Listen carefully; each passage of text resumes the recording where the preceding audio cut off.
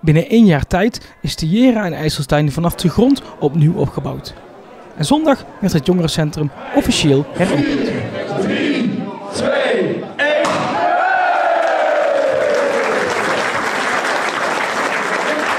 Iedereen die luistert, geniet van de Jera, want we zien het helemaal terug. Jongens, muziek erin en gastscherm. Dank jullie wel.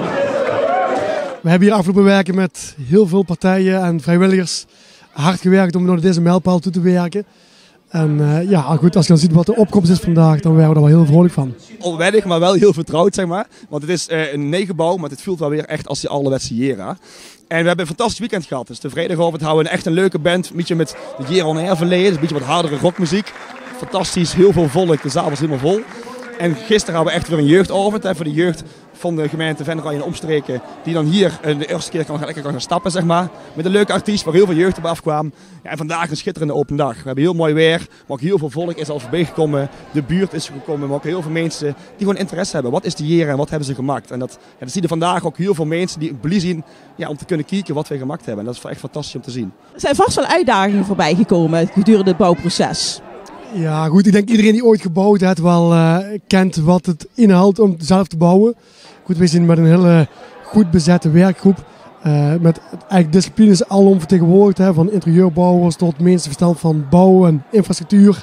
Maar ook goed, alles wat eromheen georganiseerd moet worden. Ja, ik denk de grootste uitdaging was wel, je gaat dan een jongerencentrum dichtmaken. Dat hebben we vorig jaar na carnaval gedaan. En toen hebben we alle vergunningen gereed gekregen voor de zomer. Na de zomer zien we gewoon slopen. En als je dan bedenkt dat de wijk 36 vorig jaar echt pas de schop in de grond ging. En in wijk 4 de buitenkozijnen moesten komen. En bij wijk 10 al carnaval gevierd hebben.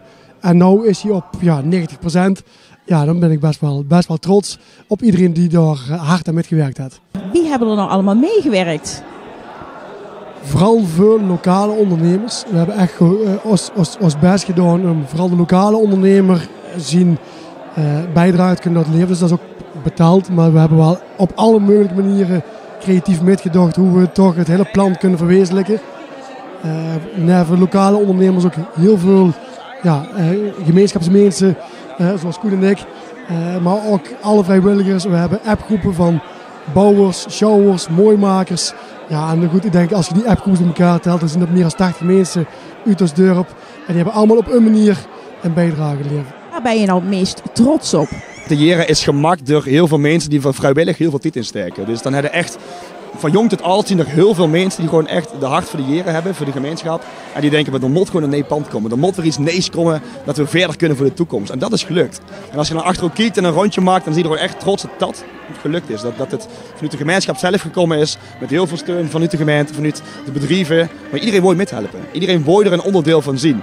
En dat maakt de Jera ook zo mooi, denk ik. Het mooiste is, iedereen heeft wel iets met de Jera te maken gehad. Bijvoorbeeld een paar mannen hebben elkaar hier ontmoet. Je hebt hier de eerste keer een kus gekregen, misschien de eerste keer een biertje gedronken. En die herinneringen zien er nog heel veel, ook bij mensen uit de regio. En we hebben af en toe ook feestjes voor, om dat beetje dat gevoel weer op te halen. Dat er een band komt uit die tijd en dat er dan oudere mensen, wil ik wel zeggen, oudere mensen, minder jonge mensen van een jaar of 50 of ouder, die komen dan lekker hier weer het Jera-gevoel een beetje terugpakken. En binnenkort komt er weer eens op onze socials voorbij dat er weer zo'n optocht georganiseerd gaat worden. Met een bandje en dan is iedereen van harte welkom.